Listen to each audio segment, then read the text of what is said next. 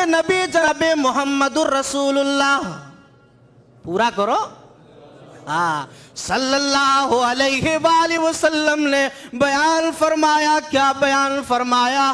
اقرب ما یکون العبد من ربہ وہو ساجد فاکثر الدعاء۔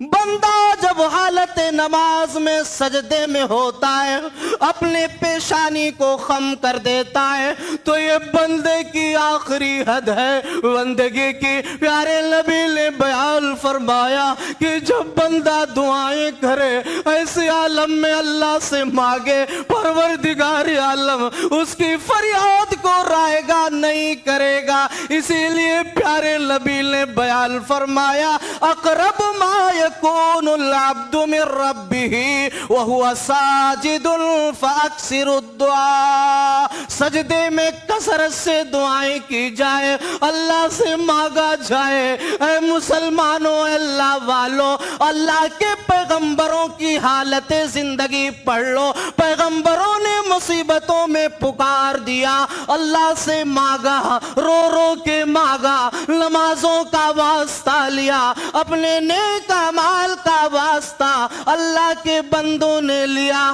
پروردگار عالم نے اپنے بندوں کی مصیبتوں کو رفع کر دیا، دفع کر دیا، ختم کر دیا، فریادوں کو پورا کر دیا۔